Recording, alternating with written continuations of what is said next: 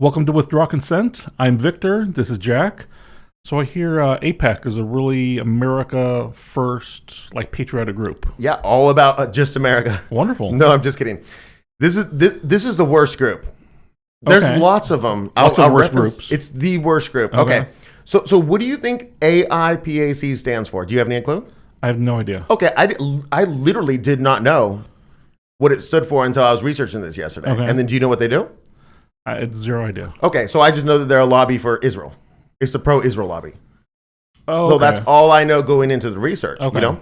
And then I hear this very interesting story about how like there was this vote for pro-Israel and it was like 416 with 13 abstaining and 6 against. So then AIPAC said, we're going to try to raise $100 million to get those 6 people removed from Congress. Because this is not a big enough majority. We need 100% full control of the legislature. Wow. And I'm like, well, I already had this idea to make this video and research this stuff. Because my point when I was going to think about making this, I pitched it to you a while ago. I don't know if you remember, but I was saying, how many different foreign countries have lobbies in the U.S.? Okay, right. Yeah, we did talk Yeah, about like the that. big U.S.-Russia lobby, the big course. U.S.-China lobby. There's 0. Oh, no, there's 1. There's the Israel lobby. It's the only country.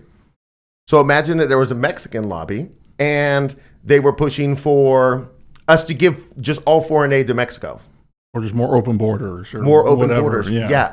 That's not in our interest. So no, we don't even let you lobby here. Right. But these are Americans, you say. Okay. Listen, dual citizenship. I'm not buying this. I've already said this before. Right. When you come to this country, you have to renounce your other citizenship. You can't become a dual citizen. You know, I'm of the ethnicity of one of the greatest countries on earth to live in right now, which is Hungary. Because my ancestors fled during communism, I have the right to return if I just learn Hungarian. But no, go Hungary, go. You're doing Yeah. great. But I'm an American, and so I'm fighting for American values. And if you're going to make me choose, I'm going to choose America, right? Right. But that's not what these people are doing. None of these people. Okay, so you think it's a PAC. AIPAC. You think it's a PAC. Yeah, that was. Yeah. So it stands for American Israel Political Action Committee. Is it a Okay. PAC? No, it's not a PAC. It's not a PAC at all. It's a grassroots organization with 3 million supporters. It's not that either. That's what they say it is. Okay. Because I said, wow, 3 million supporters? What are you guys paying? $10 a month? That's $30 million a month. That's amazing. So I click join and it's just put your email down. Oh. You're one of the 3 million now. I didn't, of course. But so 20 years ago, there was an evangelical Christian who saw something, a terrorist attack in Israel, put his name on this list. And that's our 3 million strong. It's not. So if I want to say, like, how many members does Timcast have? Well, he's got a website and he's got a membership. And whether you're gifted that membership or not, his membership number is his membership number. Okay. It's not a mailing list. It's not even like subscribing to a video. It's not even like if you like our content sometimes, but you don't subscribe because like I don't want to see all your trash come up on my feed. Yeah. This is like clicking the like button. That's what that 3 million Okay. is. But AIPAC has a PAC. Do you know what the AIPAC's PAC's name is? No. This is just a lesson in redundancy. It's called the AIPAC PAC. I'm dead serious. It's going to be link in the description to the AIPAC website, but then on the top bar, you're going to see where it says AIPAC PAC. Okay. Wow. And you can click on that, it takes you to a different website, but it's affiliated. Okay. So I want to get to the story about the 100 million, but I want to explain about AIPAC first. Okay. Like I want to go to their website and break down what are they all about. Okay. It's Borat style nonsense. Okay. So there's this other organization in DC. I think it's in DC. It's called JINSA. And it's the Jewish Institution for the National Security of Israel. I mean, America. Oh. And so you go to their website, JINSA, JINSA, right? And it's written by all Ivy Leaguers who realize that the things that they're about to say are incredibly unpatriotic, so they have to put them in just the most. They did great. Like obfuscating, making Yeah, it difficult to we're understand. really for America, but also a little bit Israel. This one, I think it's written by Jews, and the hubris is insane. okay. So it's going to be like our video we did on the Jewish Contributions website. Okay. That was satire. This reads as if it's satire. So I'm going to flash some thumbnails on the screen, link in the description to the main website. You can go to the tabs. I'm going to tell you where it's at. And then we're just going to see what you think about this. Okay, I'm great. very interested, and what you think too. The first one's on their homepage, and it says, we are more than 3 million pro-Israel Americans from every congressional district who are working to strengthen bipartisan support for the U.S.-Israel relationship. We encourage the U.S. government to enact specific policies that create a strong, enduring, and mutually beneficial relationship with our ally Israel. Not bad so far. Mutually beneficial? Sounds good, right? If that's what they were trying Yeah, to if that's do. what Right. it is. Okay, sounds good. Then it says, we stand with those who stand with Israel. The AIPAC PAC, oh my gosh, the AIPAC PAC is a bipartisan pro-Israel political action committee. It's the largest pro-Israel PAC in America, largest PAC in America. Is it really? Yes, it's the largest contributor. I can't say that it's actually the largest Oh, PAC wow. because I don't know how you measure that. And contributed more resources directly to candidates than any other PAC. 98% of AIPAC-backed candidates won their general election races in 2022. We're going to actually go into their election results and we're going to see how it went. We're going to get some detailed numbers. Okay. And it's wild. Okay, so they're proud pro-Israel Americans. This is still on the About page. AIPAC brings together Democrats and Republicans to advance our shared mission. Building bipartisan support for the U.S.-Israel relationship is an American value we are proud to champion. How can it be an American value? Right, if it's for someone else. And the other thing I didn't say about dual citizenship is what if I wouldn't, but what if I was a dual citizenship of Hungary and the U.S.? How does that work? Say we get into a conflict, which side do I choose? Right. You have one choice. It's to choose our side. You have Right. one choice. You cannot become a spy. You cannot Right. Go on. treason. The dual citizenship stuff's not nonsense. Excuse me. So AIPAC is a national organization with 3 million, we already did that, who want to strengthen and expand the U.S.-Israel relationship. No, it's 3 million people who filled in some blocks Okay. over 10 seconds worth of time. The U.S.-Israel relationship is a mutually beneficial partnership that saves lives and advances American interests and values, helps protect our troops, strengthens our economy, that's Israel, I think, and addresses 21st century challenges. They're going to make the pitches for these. And some of these are going to make interesting pitches, and I even included the ones that aren't bunkers. Okay. So I didn't exclude some just to make it sound like it's more. I just immediately am thinking of the USS Liberty. I'm like, yeah, this relationship worked out great for those guys. Yeah, worked out great. Yeah.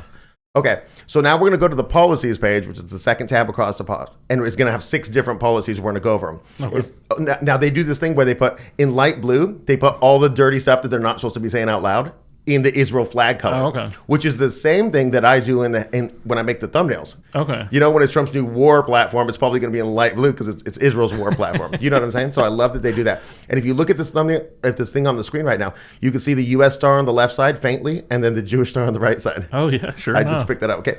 We support pro-Israel policies they're going to clip this out of context when I read this. Okay. You know what I'm talking about? Somebody on the internet? Like I'm making this statement. Oh. You know what I'm saying? Right. And they're going to be like, oh, There it is. here's what they're for. Okay. I guess you can't stop Whatever. people. We support pro-Israel policies that strengthen and expand the U.S.-Israel relationship in ways that enhance the security of the United States and Israel. Okay, let's see. What you got? Key issues. AIPAC, America's pro-Israel lobby, closely monitors a broad range of issues that affect the U.S.-Israel relationship. Over the past 60 years, AIPAC has built a reputation providing reliable, credible, and timely research and information for decision makers in Washington and across the country to do Israel's bidding. Browse below to learn more about the key issues and AIPAC analysis. Okay, so I lumped them into 3 because I couldn't screenshot all 6 at once. So the first 3 we're going to do: strengthening the U.S.-Israel relationship, supporting security assistance to Israel, and promoting peace. So the first one, America and Israel, a partnership that benefits us. The U.S.-Israel relationship is a mutually beneficial partnership that reinforces American moral values and strategic interests and promotes peace and stability.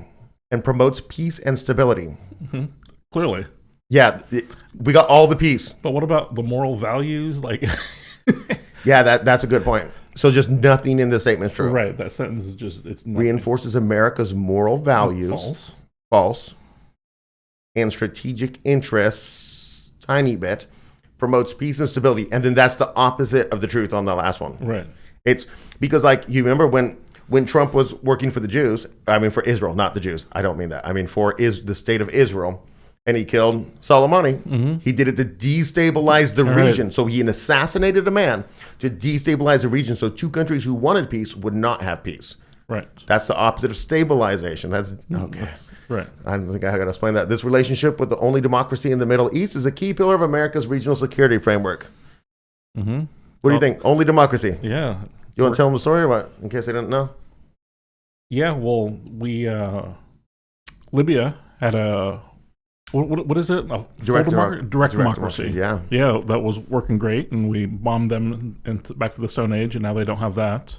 And there's another one, isn't there? It's Iran. Yeah. Oh, okay. We did a coup in Iran in 53. And so then they were very angry about that. So then they couped our coup guy in 79. But I mean, just leave him alone. Leave him alone. But before the one in the 50s, there was a democracy? I don't know. Okay. I forget. So in light blue, it says full funding of America's annual security assistance commitment to Israel advances U.S. interests as it enables the Jewish state to address these mounting threats. So that's given money every year. We've given them more money than any other country. I think it's $5 billion a year, just automatically, right? But full funding of America's annual security assistance commitment. It advances the U.S. interests because the Jewish state is addressing these mounting threats listed above. Oh, but they're taking credit for the full funding of America's. No, they're saying you need to keep the full funding coming. Oh, okay. We need the handouts. Okay. And then this is still the first policy. Helps keep us safe. The U.S.-Israel partnership helps to protect the American homeland and keeps us safe. What do you think about that? I mean, I remember the from the 9/11 where the Jewish guys were on the top of the van watching the planes come in. Yeah. I just feel like, False. False. Yeah. False. Israeli technology and expertise help protect American airports, cities, cyberspace, and other critical infrastructure from terrorist threats. I mean, look, we could buy your technology from you and pay for your expertise without being allies. Right. We don't need to give you everything. Yeah, you don't need to run our government. Israel has our eyes and ears on the ground in an extremely dangerous region, and its military strength and geostrategic location help deter regional actors opposed to the United States. But no. They're opposed to the United States because we're allies with Israel. Right. What if we just had hands off? Would all Arabs over there hate us?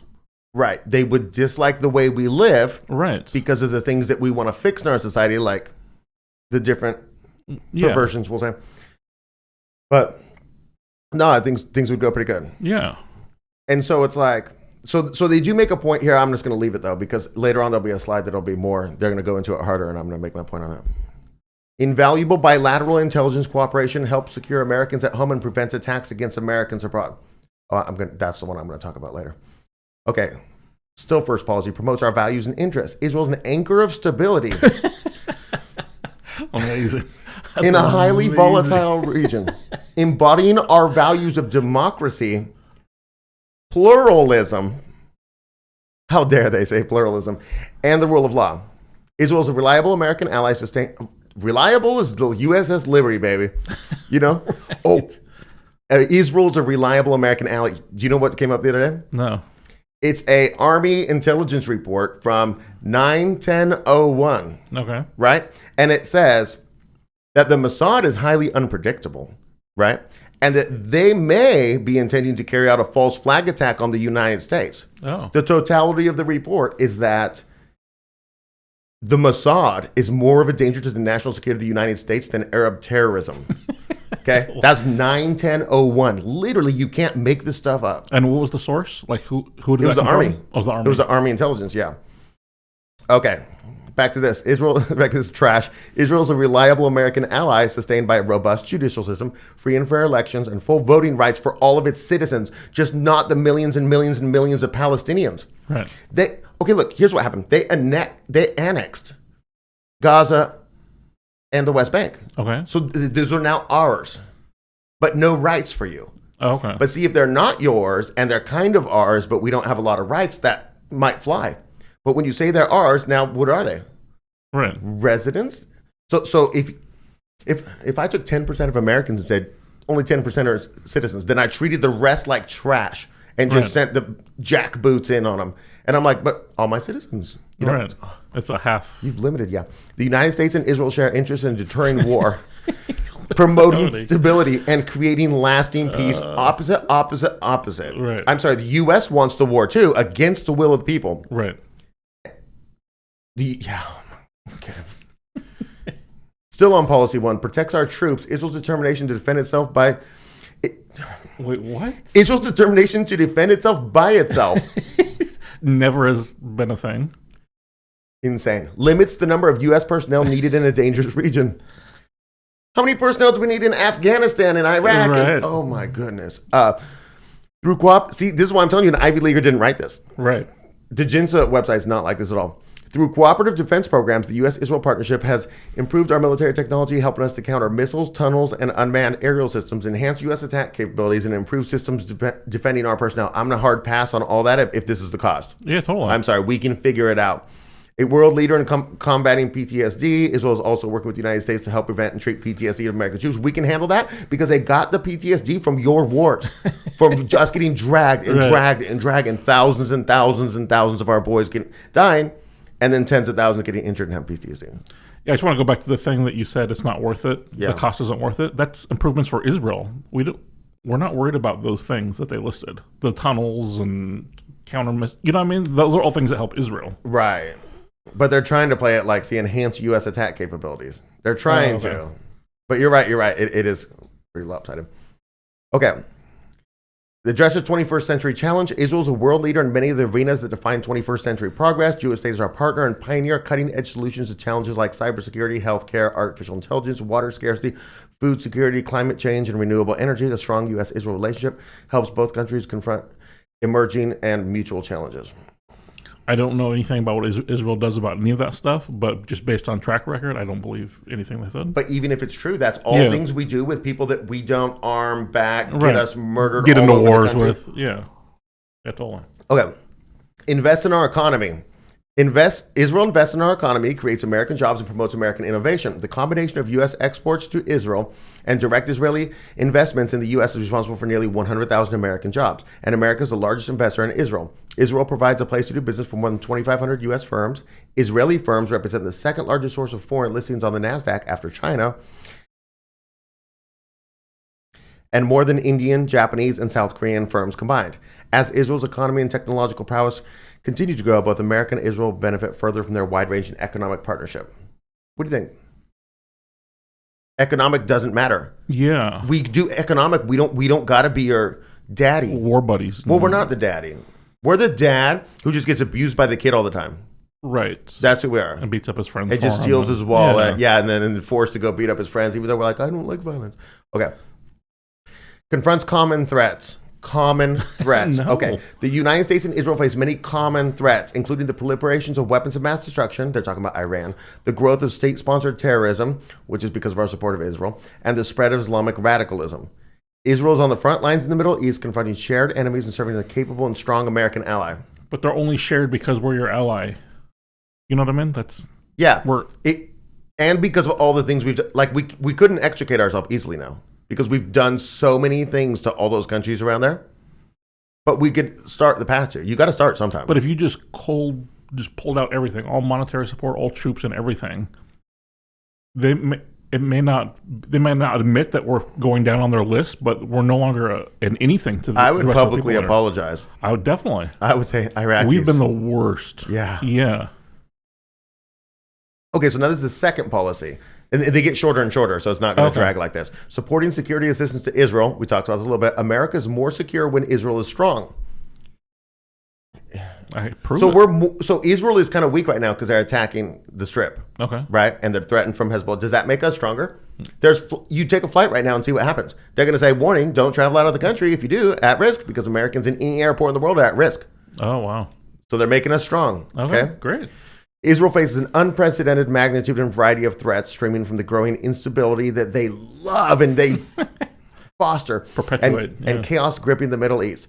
Accordingly, America provides Israel, the Middle East's sole democracy and our strategic partner, we already did that one, with annual security assistance to help defend itself by itself against mounting threats across the region. How is that by yourself if we're contributing? Because we don't do troops on the ground, though. They're saying, look, we do the dirty work and your U.S. personnel doesn't have to die. I'm going to pass on everything. Yeah. The United States must continue to help ensure Israel's qualitative military edge, the ability to counter and defeat any credible conventional military threat while sustaining minimal damages and casualties. Furthermore, U.S.-Israel missile defense cooperation saves countless lives and benefits both countries. They mean just benefits Israel. Right. That's what they mean. They get our stuff. Okay, so here's the little blue, so you know it's going to be something terrible. Full funding of America's annual security assistance commitment to Israel. Oh, we already read this one. This is in to Israel advances U.S. interests as it enables the Jewish state to address these mounting threats. That's funny. They use that on this and the other, but they spoke about different mounting threats depending on when it was used. Yeah. So they just copy and pasted it in. Well done, AIPAC. All that cash they're getting, We're on the third policy, promoting peace. Since its violent founding in 1948, Israel has extended its hand in peace to its neighbors through war, and war. Israel signed historic peace agreements with the UAE, Bahrain, Sudan, and Morocco, the Abraham Accords, at the expense of the United States. Right. We got screwed every time on those. We got a video about it. I'll put it in the description. Joining Egypt and Jordan in paving the path to peace through recognition and engagement rather than prolonging the conflict by seeking to isolate and boycott the Jewish state. You know that there's levels of government you get to, and you've got to sign a contract that you're not going to, what is it, BDS? Boycott, divest, and sanction. Oh, really? Yeah, you have to sign that before you work for the United States government. Okay. I'm not sure exactly where it's at. I believe in Florida. Like that you won't promote someone else doing that to us? Yeah, and you don't participate in any type of boycott of Israel. Oh, it's just Israel specific. Yeah, oh no, BDS is just Israel. It's a boycott, divest, and sanction. You can't support it even personally. Who's in control, let me ask you. Yeah. Continuing on the third policy, these historic accords are made possible through a strong U.S.-Israel relationship cemented by decades of bipartisan congressional support for Israel's security because they're all bought and paid for by AIPAC itself. America can play a central role in helping create the conditions for lasting peace, including a negotiated two-state agreement between Israel and Palestinians. They're not going for a two-state solution. I told you just a couple minutes ago, in 2020, 3 different human rights people said, in 2020, they said it's now an apartheid state because they're not making any movement towards making a solution. They're not negotiating. They're not doing anything. They're fine with it is. Palestinians get no rights forever. Suck it. That's their position. So now they're officially labeled as an apartheid state. So that's just a lie. Okay.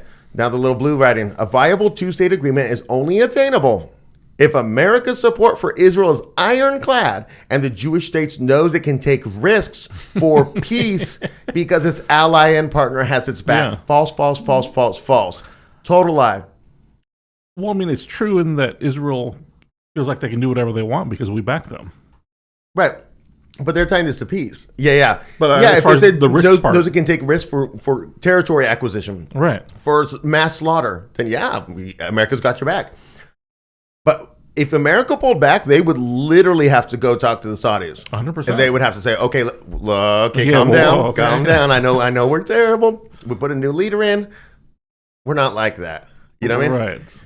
Yeah, it would change everything completely. Okay, last 3 policies, they get shorter and shorter. Countering Iran's aggression and nuclear weapons quest, combating terrorism, and opposing anti-Israel discrimination. Okay, aggression and nuclear weapons quest. Iran, the world's leading state sponsor of terrorism, remains Israel and America's greatest threat in the Middle East. I was listening to an expert about this, and he said every time in the news that you hear that it's an Iranian-backed militia, that's just propaganda from the State Department. Okay. Every time. Now, maybe not Hezbollah because, but like during the Iraq war, and they're like, oh, we got these brigades of Iranians coming in, to make bombs. It's not true. Some did. But what I'm saying is they're fabricating the next war. They've been building the Iran war in your mind for decades.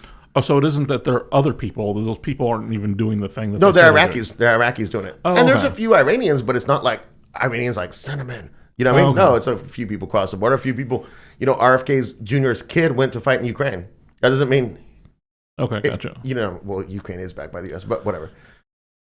Anyways, Iran's revolutionary ideology is inherently opposed to American values and interests, and its actions go well beyond chanting death to America and death to Israel. The regime has devoted extensive resources to attacking Israel, and American forces is committing to developing nuclear weapons and has significantly expanded its ballistic missile program, already the largest in the Middle East.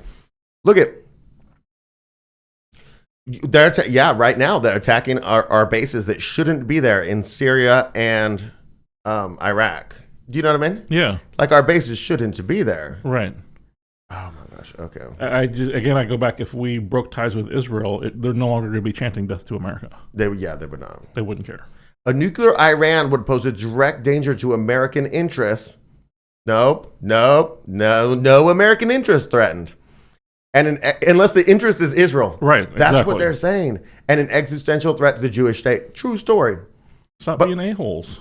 Yeah, stop treating everybody like trash. And also, you got your mutual assured destruction. Yeah. Because Israel illegally has nukes. I believe that's true fact. They're via the proliferation agreements. Okay, further, as it violently suppresses ordinary Iranians demanding basic human rights, the Iranian regime spends an inordinate amount of money destabilizing countries throughout the region and promoting terrorism. These guys are sanctioned. These guys are sanctioned from here to, their inflation rate is like between 40 and 50%. Wow. To buy a home, it's 12% right now. We're at 8, and I can't buy a home. I'm now out of the housing market because 8's too high. Right. They're at 12. If you just did a tiny bit of math on that, it would be insane. Okay, little blue writing. The United States must increase the economic and diplomatic pressure on Iran to end its quest for nuclear weapons and elect Nikki Haley. No, I'm just kidding. Address its regional aggression and ballistic missile program and elect Ron DeSantis. And support the Iranian people standing up against the regime's systematic human rights abuses. Okay. Now, I like Patrick Bet David. Okay. He fled Iran when he was a kid, anyways, he says it's trash over there. And so I do believe it's trash over there. And you know what else it is? None of my business. Right. It's none of my business what's going on in Iran. And you know why it's so bad in Iran? Let me just take a guess. Sanctions. I'm just guessing. They're not allowed to do international trade. So you can make some goods and you can't send them to Europe to sell them? No. So it's us making it bad over there. Right. Because we're trying to foment a revolution so we can regime change. Okay, that's what we do best. Policy 5, combating terrorism. My gosh. In Lebanon, Syria, Iraq, and Gaza, Iranian forces and terrorist proxies are attempting to surround Israel with increasingly advanced weaponry, preparing for the next large-scale conflict against a Jewish state, like the 5,000 rockets they fired that just go random directions. Wow, They got some advanced... But what is they said for the next large-scale conflict? What was the previous one? I mean, is it back like in the 60s? No. The last war was in 2006. Oh, okay. Against Israel? Yeah. Well, it was Israel and the Palestinians. I'm not sure the exact details. Okay. But then you have 67 was the USS Liberty. So that was the 6-Day War. Then you had the Yom Kippur War in the 70s, I believe. I don't know. I don't know them all. Hamas, Palestinian Islamic Jihad, Hezbollah, and Iranian militias in Syria have repeatedly launched attacks on the Jewish state and are constantly working to improve their capabilities. Little blue writing. A viable two-state agreement is only attainable if America's support... Oh, we already did this one. Same exact wording. Terrible. Okay, whatever. Final policy, opposing anti-Israel discrimination. Israel's enemy... So this is not talking about Jews. Okay. Religious. It's not talking about Hebrews, ethnic. It's talking about Israel, the nation. The nation, yeah. Israel's enemies have long extended their war against the Jewish state beyond military and terrorist attacks to the diplomatic and economic arenas. These efforts are intended to weaken, isolate, and delegitimize the Jewish state. Today, these efforts take the form of the boycott, divestment, and sanctions BDS campaign, discrimination at the United Nations. Discrimination at the United Nations. Because only America will vote for them because they're trash. Because everyone else understands. And illegitimate and unjust efforts to prosecute Israel at the International Criminal Court, ICC. Okay, look, I was literally doing this research last night, and I'm just going to a new episode ideas, and I'm like, I want to know them all. Because they're like the most war crime country in the world. I believe it. But then, of course, they're not. But they don't. I know maybe you have done the research, just in general knowledge. Like, what happens if someone's found guilty at the ICC? No, there's no trial. Oh. They don't give them up. That's our ex-prime minister. We're not sending him up to the Hague. No, but if they did, so it's just a person. It isn't the country that's on trial. It's the person who committed the war crimes. Like, it's the prime minister's former prime ministers. Oh, gotcha. I'm going to do a whole episode on it because it's going to be great. Yeah, it sounds wonderful. The United States must stand with Israel against these efforts to undermine our strategic partner and ally. Well, we have the Hague Invasion Act. So if they ever get somebody up there, I told you about this? Yeah. Yeah, if they ever get somebody up there, we're just going to invade the Hague to get them out. So I guess they're doing the same thing we're doing. If you're the countries who are committing war crimes, it's a really good spot to be in. Right. I kind of like the countries who are like, no, we got a president, gets out of line, convict him up there. Right. Sounds great. Okay, yeah, you're actually trying, Yeah. Okay, so now there's this resources section, and there's a FAQ. And the FAQ is ludicrous, the different things. So I just selected one question and answer, because I already know this is going long. Okay. And we'll see what you think about it. Question: are Israel's actions in Gaza illegal? Answer: Israel, like every nation, has the absolute right to self-defense. Israel is acting according to international law after the unprovoked attack by Hamas. More information: Israel is defending itself and undertaking military actions to achieve specific legitimate military aims. Israel exclusively targets Hamas and other terrorist groups while taking unparalleled steps to avoid civilian casualties. The terrorist organization violates international law by deliberately using its civilians as human shields. That Israel's then killing. Yeah. Here's the numbers, right? Okay. 12,000 civilians dead. Okay. If you look it up, it says most of which are women and children. So children are about high 40% of the population, right? And they had this, I forget what show it was, but there was an Israel guy trying to just, do PR. And they were like, well, how many Hamas did you kill? And he's like, well, well, how many did you kill? 60 maybe? 60 to 12,000.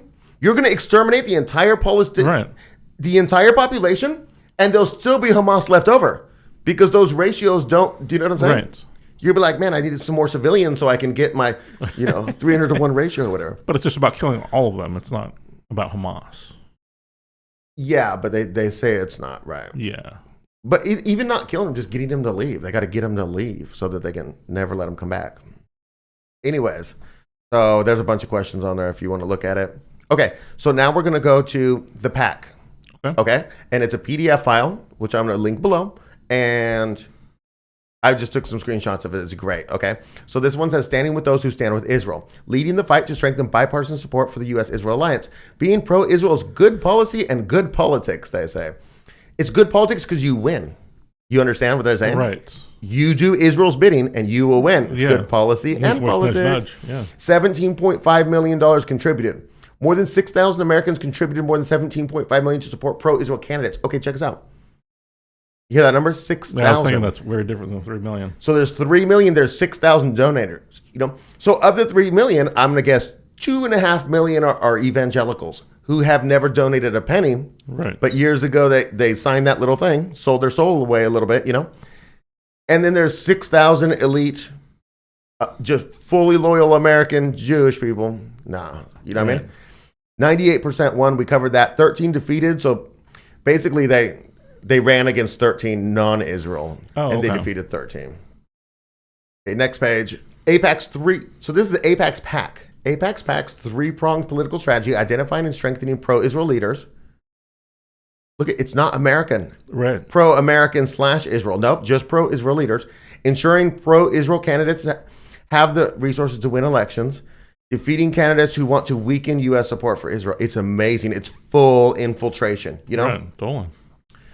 Okay, I'm putting some stats up on the screen. I don't think this screen's that interesting except for the bottom part I liked here. Look at 44 Congressional Progressive Caucus members, 27 Congressional Black Caucus members, 25 Congressional Hispanics. So they're buying off all races, doesn't matter. 41 Asian Pacific. They're doing... Yeah, it would be interesting to see out of 44 out of how many. Right, but also they didn't even put the white folk on there. Yeah. Dang goy, we don't even need to put that on there. Right. You know what I mean? Let's highlight our diversity as we buy off your entire government. Listen, here's another fact. Let me go back. How do I go back? Look at this. 17.5 million contributed. That's the cost of Congress? $17.5 million? Elon Musk bought Twitter for $44 billion. What does he get for $1 billion a year in Congress? What does he get? Yeah. Do you send in the National Guard to crush all the other car companies? Right? Right. I mean, anyway, so, okay, moving on. Here's a picture. 8 pro-Israel candidates defeated who would have undermined the U.S.-Israel relationship. I mean, this is just silly. Okay. Look at this. We stand with those who stand with Israel. Number 1, Mike Johnson, the new Republican Speaker of the House. Now, look, they got a little thing underneath this, right? And you can type in a name, you can type in a state, you can search because the list of pro-Israel candidates is so long, you can't find the people that you're looking for. So I was like, wait a second, what did this look like 2 months ago? What did this page right here look like? So I look up Kevin McCarthy. Yeah, he's a pro-Israel candidate. They ditched him off the page because he's out now, and they put Mike Johnson up here. So you can see Steve Scalise, Tom Emmer, Hakeem Jeffries, head of the House for the minority Democrats, Catherine Clark, Whip, Peter Aguilar. Okay, whatever. Anyways, so it's all the candidates basically. Okay, so I'm just going to wait this. Okay, now we're on the About page for the PAC, okay? Oh, wait a second. When you do pull up a name, it says how much do you want to donate? $6,600, $3,300, or do you know what I'm saying? Okay. So like $6,600, I think, is your max donation for a candidate per cycle. So you can't donate to people who have announced retirement. So they're not Okay. going to take your money for that. But anyways, I just thought that was interesting that like 6,600, right? Because Yeah. you're one of our 6,000 people. Right. Who, you know what I mean? Okay. We stand with those who stand with. Oh my gosh. We base our support only on a candidate's support for the U.S.-Israel relationship. Oh, I don't even want to read this anymore. And to define over the course of an election cycle who in Washington is our true friend of the Jewish state. Here's the. Okay, so you got the portal. I already talked about that. I don't want to talk about this anymore. Okay, let's go. Okay. So now we're gonna go to that article I told you about, right? Okay. And so here's the ironic part of it. I want politicians who put America first. Sure. So who does that leave me with? Who do you think those 6 politicians are? A specific group. Okay. It's the Squad. The Progressive Squad. Really? It's AOC. Right? And now I'm going to admit right here that AOC is not taking the America First position because she's America First. She's taking the pro-Palestinian position.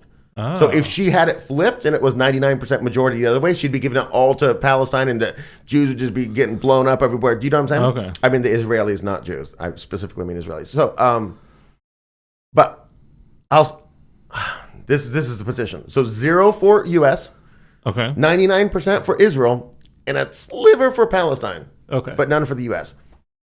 Okay, so basically this article, I'm linking in the description, I'll flash it up on the screen. AIPAC is ready to invest $100 million in the 2024 election cycle and is aiming to eject the Squad, a group of progressive lawmakers of color, most of whom are women, from Congress, according to Slate. That's funny. So not one white person in this entire country can make it on the anti-AIPAC list. Not Wow. one. And most of them aren't even men. They said mostly women. Yeah. So, That's okay. crazy. On the hit list of representatives, AOC of New York, Presley of Massachusetts, Cori Bush of Missouri, you know who these people are, Ilhan Omar of Minnesota, Jamal Bowman of New York, Rashida Tlaib of Michigan, and Summer Lee of Pennsylvania. AIPAC-backed challengers have already come forward to take on Bush, Bowman, Lee, and Omar while recruiting continues in the other districts. The reporting comes as the progressive representatives continue to take against Israel's ongoing, misspelling in the article, I noticed that, to take against Israel's ongoing siege of Gaza. Led by Bush, 18 members of Congress have signed onto a ceasefire now resolution, while Omar has introduced a resolution to block U.S. weapons sale to Israel. Okay.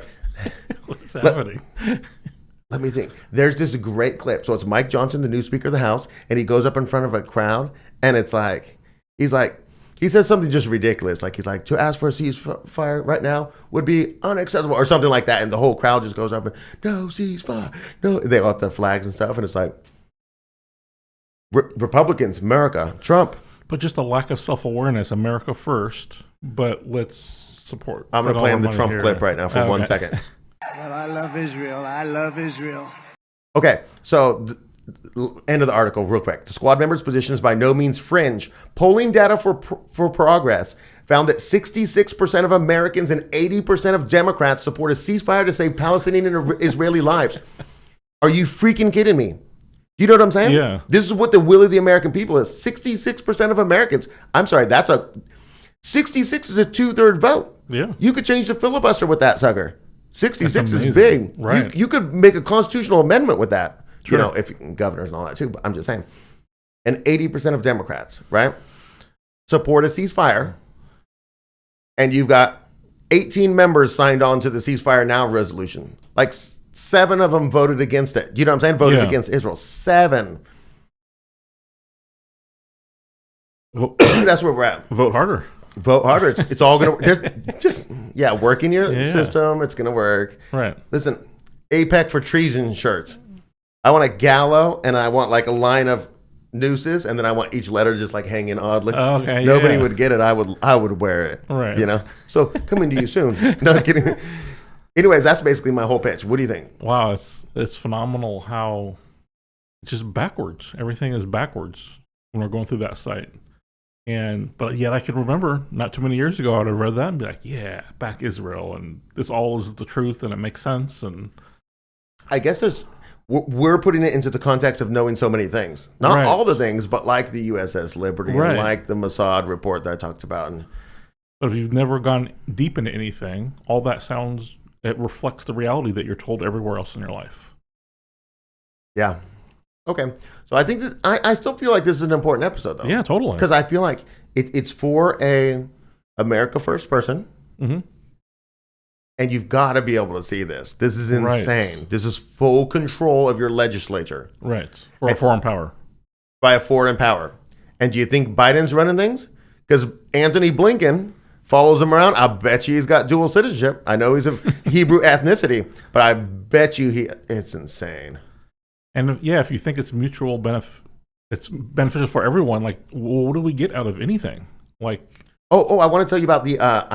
I thought there was a part coming up where I was going to tell you about it. I guess I missed it. But when it said about sharing intelligence, okay. you know, and basically we get unlimited signals intelligence, you know, but we don't get a lot of human intelligence on the ground in the Middle East. Okay. So we rely on them because they're very good at getting human intelligence.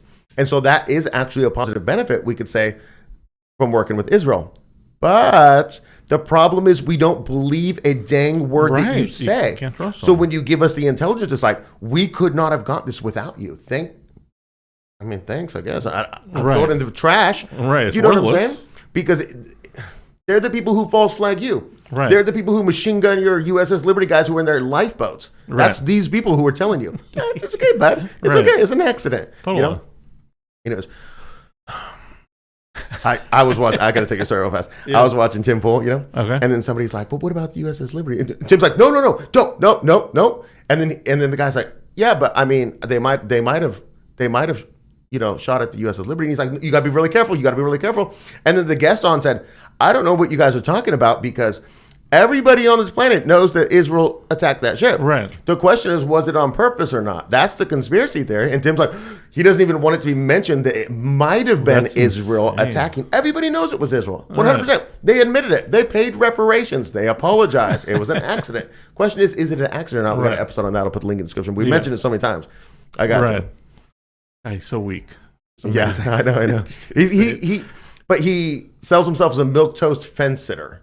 So he's playing the part. Yeah, he is. It's not like he's saying, I take bold stances. But imagine being proud that you're weak and... Yeah. It just never take a firm stand. Right. You're doing it for Except money. for taking away people's free speech rights. Right. Okay. Right. All right. Well, hopefully you enjoyed this kind of a deep dive into AIPAC and what's going on with them. It's incredible the amount of control they have. We'd love to hear your thoughts. Any angles that we missed on this or anything, we'd love to hear. And hopefully we'll see you next time.